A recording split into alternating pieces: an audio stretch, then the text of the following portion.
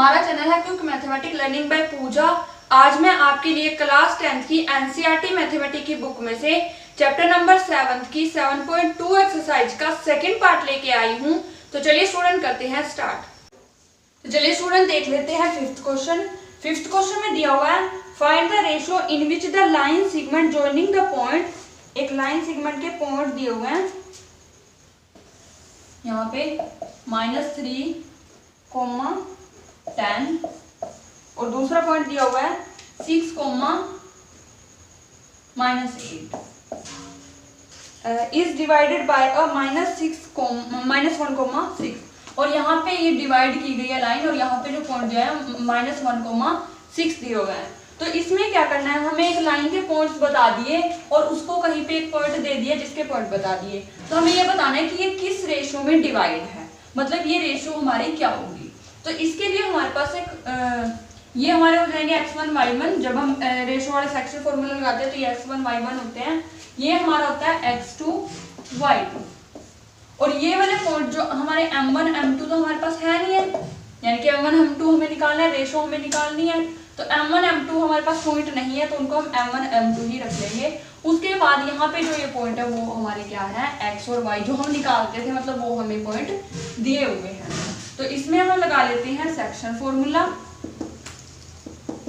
Section formula में हम एक ही फॉर्मूला लगाएंगे अगर हमें रेशियो निकालने के लिए बोली जाए, या तो x का या तो y का, वो दोनों से ही आंसर सेम आ जाएगा। तो x का फॉर्मूला अगर लगाते हैं तो ये आ जाता है m1 x2 plus m2 x1 divide by m1 plus m2। तो इसमें हम वैल्यू पुट कर लेते हैं। यहाँ पे देखिए x हमें दिया हुआ है -1 इक्वल टू m1 हमें दिया हुआ है नहीं पता, हमें निकालना है। x2 दिया हुआ है 6 प्लस m2 भी हमें नहीं दिया हुआ और x1 दिया हुआ है -3 हाँ, divide by m1 plus m2। इसके नीचे कुछ नहीं है, 1 लगाएंगे और इसकी क्रॉस मल्टीप्लाई कर लेंगे हम। तो इसकी करते हैं अगर इसके साथ ये आ जाता है -m1 -m2 इक्वल टू, यहाँ से 1 के इसके साथ करेंगे तो सेम ही आ जाएगा, तो 6m1 -3m2। उसके बाद यहाँ पे इसको इसमें क्या करेंगे, हम m1 वाले एक साइड ले लेंगे और m2 वाले दूसरी साइड ले लेंगे। तो यहाँ पे m1 और ये यहाँ पे इधर आके 6 माइनस का हो जाएगा, इधर -3m2 है और ये -m2 उधर जाके प्लस m2 हो जाएगा। तो यहाँ से इनको ऐड कर लेते हैं, ये आ जाएगा -7m1 इक्वल टू ये आ जाएगा -2m2। यहाँ पे देख लेते हैं कि हमारा आया -7m1 इक्वल टू -2m2। यहाँ से हम इसको कट कर देते हैं माइनस से माइनस। यहाँ पे लेंगे हम m1, ये वाला m2 इधर आके डिवाइड हो जाएगा क्योंकि यहाँ पे मल्टीप्लाई में है m2। इसको ये 2 यहीं पे रहेगा, ये 7 यहाँ मल्टीप्लाई में, तो इधर जाके क्या हो जाएगा, डिवाइड। और रेशो जो होती है वो हमारी फ्रैक्शन में ही होती है, तो इसका मतलब है रेशो आ जाती है 2:7। तो यहाँ पे जो रेशो उसने पूछी थी 2:7 आ जाती है। अगर हम y से करेंगे तो भी हमारा आंसर सेम ही आएगा। एक बार चलो y से भी कर लेते हैं, तो एक बार इसको इरेज करते हैं उसके बाद करते हैं। तो चलिए स्टूडेंट y से देख लेते हैं। अगर हम इसको y से सोल्व करते हैं तो m1 y2 plus m2 y1 divide by m1 plus m2। अब इसमें फॉर्मूले में पुट कर देंगे वैल्यू को।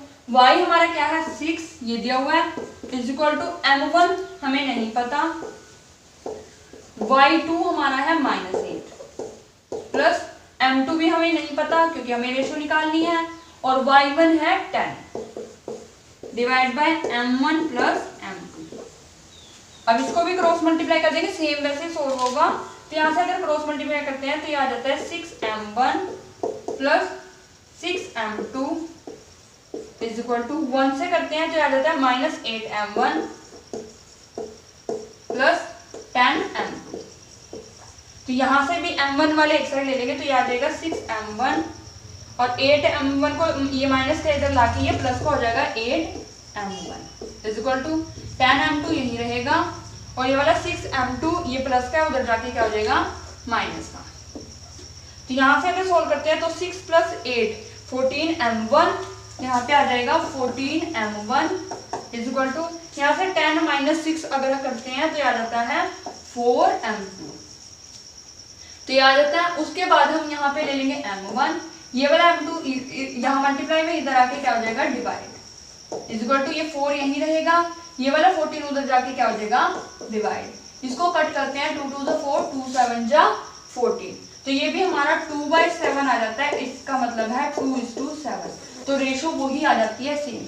तो आपको एग्जाम में या तो x वाले फॉर्मूले से करना है या फिर y वाले फॉर्मूले से, आंसर दोनों से सेम आएगा, एक करने से भी आंसर आ जाएगा। तो टाइम वेस्टेज ना करते हुए एक ही फॉर्मूले से आप लोग इसको कर सकते हैं। तो इस तरीके से आपका क्वेश्चन हो जाता है।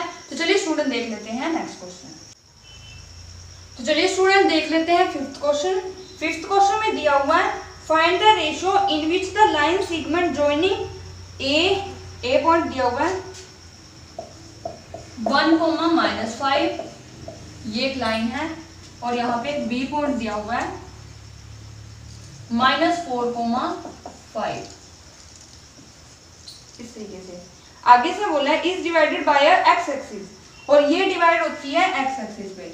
मतलब यहाँ पे जो डिवीजन का पॉइंट है वो एक्स एक्सिस दिया है, और एक्स एक्सिस का पॉइंट हमेशा x,0 होगा। मतलब x तो कुछ ना कुछ वैल्यू होगी, लेकिन y क्या होगा 0 होगा। उसके बाद also find the coordinate of the point of division, और साथ में हमें ये वाले कोऑर्डिनेट भी निकालने हैं। एक तो रेशो निकालनी है, दूसरा ये कोऑर्डिनेट निकालने हैं। तो निकालते हैं। तो इसके लिए हमें वही सेक्शन फॉर्मूला लगाना पड़ेगा। सेक्शन फॉर्मूले के लिए हमारे पास फॉर्मूला होता है m1 x2 plus m2 x1 divide by m1 plus m2, comma m1 y2 plus m2 y1 divide by m1 plus m2। इसमें हमें सिर्फ एक चीज याद रखनी होगी कि यहाँ पे x तो कोई वैल्यू दे ही नहीं रखी, तो हमें दे रखी है y की वैल्यू। तो हम y वाले फॉर्मूले से ही रेशो निकालेंगे, जैसे अभी हमने फोर्थ क्वेश्चन में x और y दोनों से निकाला था, और मैंने बताया था कि एक से भी अगर हम निकालते हैं तब भी रेशो वही आएगा, तो रेशो आ जाएगा। तो हम y से निकाल लेते हैं तो हमारी रेशो आ जाएगी। तो y से निकालते हैं m1, मतलब ये वाला फॉर्मूला लगा लेंगे m1 x2 sorry y2 plus m2 y1 divide by m1 plus m2। यहाँ पे y हमारा क्या है 0 is equal to m1 m2 हमें नहीं पता क्योंकि हमें ये रेशो निकालनी है। तो m1 हमें नहीं पता, y2 ये हमारा ये हमारा x2 y2 है, और ये हमारे x1 y1 है। तो यहाँ से m1 आ गया, y2 दिया हुआ है 5 प्लस m2 नहीं पता, y1 -5 divide by m1 plus m2। यहाँ से डिवाइड 1 लगाएंगे और इनकी कर देंगे क्रॉस मल्टीप्लाई। अगर 0 की इससे मल्टीप्लाई होती है तो आ जाता है 0, 1 की इससे मल्टीप्लाई करेंगे तो ये सेम ही आ जाएगा। क्या आ जाएगा 5m1 प्लस माइनस m2। तो यहाँ पे हम m1 एक साइड ले लेंगे, m2 एक साइड ले लेंगे, तो यहाँ से -5m2 इधर आके क्या हो जाएगा +5m2। तो ये आ जाता है। उसके बाद m1 को तो हम यहीं पे रखेंगे, ठीक है।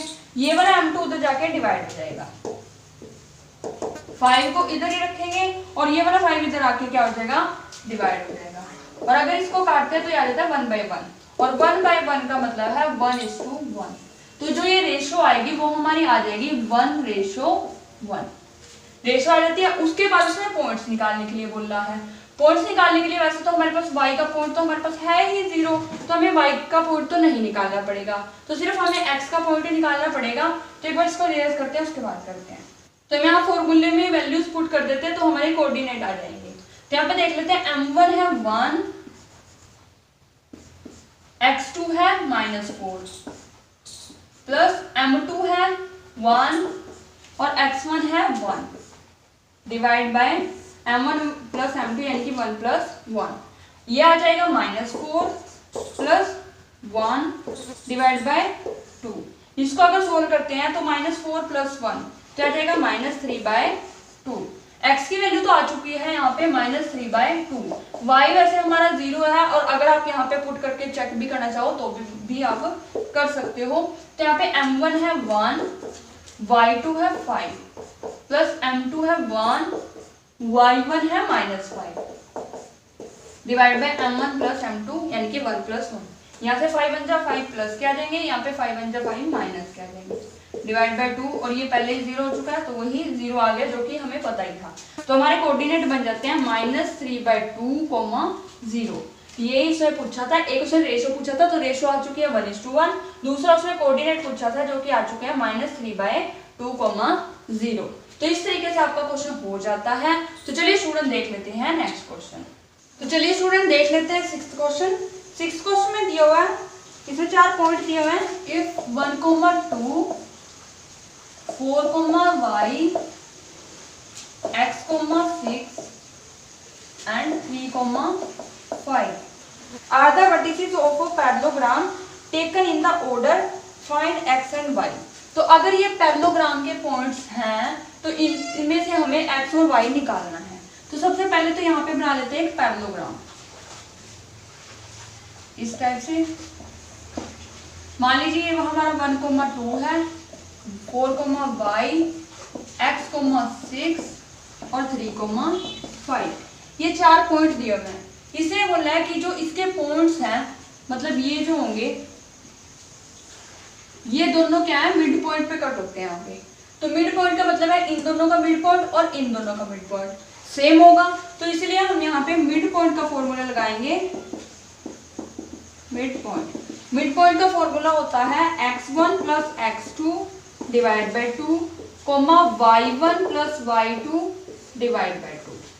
ये हमारा फॉर्मूला होता है। तो सबसे पहले तो इसको ले लेते हैं a, b, c, d। तो हम AC के मिड पॉइंट निकालेंगे, AC के मिड पॉइंट, AC का मिड पॉइंट निकाल लेंगे हम, ठीक है। AC के मिड पॉइंट के लिए हमारे पास ये A और C वाले पॉइंट होने चाहिए। तो ये होगा हमारा x1 y1, ये होगा x2 y2। तो यहाँ से x1 प्लस x2 यानी कि 1 प्लस x, यहाँ पे लिख सकते हैं 1 plus x divide by 2, y1 plus y2, y1 है 2 प्लस y2 है 6 डिवाइड बाई 2। इसको सोल्व कर लेते हैं। ये आ जाएगा 1 प्लस x डिवाइड बाई 2, ये तो सोल्व ही नहीं हो सकता। और यहाँ पे आ जाएगा 2 प्लस 6 8 डिवाइड बाई 2। यहाँ पे इसको ऐसे लिख लेते हैं कॉमा, और इसको कट कर देते हैं तो आ जाता है 4। तो ये हमारे पॉइंट आ जाते हैं AC के। AC से मतलब ये मिड पॉइंट आ जाता है। उसके बाद हम BD से मिड पॉइंट निकाल लेंगे। तो BD से अगर मिड पॉइंट निकालते हैं, BD के मिड पॉइंट क्या होंगे, वही फॉर्मूला लगेगा। तो इसके लिए हमें B और D की जरूरत पड़ेगी। तो ये हमारा x1 y1, ये हमारा x2 y2। तो यहाँ पे x1 plus x2 4 plus 3 divide by 2, y1 plus y2 यानी कि y प्लस 5 डिवाइड बाई 2। यहाँ पे आएगा y प्लस 5 डिवाइड बाई 2। तो यहाँ से इसको सोल्व करते हैं। 4 प्लस 3 7/2, y प्लस 5, ये सोल्व में होगा तो इसको ऐसे लिख लेंगे डिवाइड बाई 2। तो यहाँ से हमें पता चल सकता है कि ये भी हमारा यही मिड पॉइंट है और ये वाला भी हमारा यही मिड पॉइंट है। इन दोनों से भी यही वाला पॉइंट आता है और इन दोनों से भी, मतलब ये और ये पॉइंट सेम है। तो हम यहाँ से x को x के इक्वल रख लेंगे और y को y के इक्वल रख लेंगे और क्रॉस मल्टीप्लाई करके वैल्यूज निकालेंगे। तो पहले हम x की वैल्यू निकालेंगे। तो x वाला हमारा क्या था, x1 plus x divide by 2 equal to यहाँ पे जो x की वैल्यू आई है 7/2, इसके इक्वल रख लेंगे। इसको करेंगे क्रॉस मल्टीप्लाई, तो आ जाएगा 2 plus 2x is equal to 7 to the 14। यहाँ से 2 उधर जाके क्या हो जाएगा माइनस, और ये वाला 2 यहाँ से इसको माइनस करेंगे 12, और ये 2 इधर जाके डिवाइड हो जाएगा तो 6। तो x की वैल्यू तो आ चुकी है 6 जो कि उसने पूछी थी। उसके बाद y वाला पॉइंट, y वाले पॉइंट के इक्वल रख देंगे। तो यहाँ पे था 4 इक्वल टू यहाँ पे है y प्लस 5/2। तो यहाँ से भी क्रॉस मल्टीप्लाई कर लेते हैं। तो आ जाएगा 4 टू सा 8 is equal to y plus 5। ये वाला 5 इधर आके 8 से माइनस हो जाएगा। तो आ जाएगा y is equal to 8 minus 5 3। तो x की वैल्यू हमारी आ चुकी है 6 और y की वैल्यू आ चुकी है 3। और ये है उसने x और y पॉइंट निकालने के लिए बोले थे, जो कि यहाँ पे क्या वाले पॉइंट है y, ये वाला पॉइंट हमारा 3 आ जाता है और यहाँ पे जो x पॉइंट है वो क्या आ जाता है 6। तो इस तरीके से आपका क्वेश्चन निकल जाता है। तो इस वीडियो में इतना ही, बाकी के क्वेश्चन हम नेक्स्ट पार्ट में करेंगे। तो हमारी सभी वीडियोस को ध्यान से देखिए उन्हें लाइक कीजिए और शेयर कीजिए और हमें कमेंट करके बताइए कि आपको हमारी वीडियोस कैसी लगी। साथ ही हमारे चैनल को सब्सक्राइब कीजिए और बेल आइकन को प्रेस जरूर कीजिए ताकि आने वाली वीडियोस की नोटिफिकेशन आप तक सबसे पहले पहुंचती रहे। Thank you guys.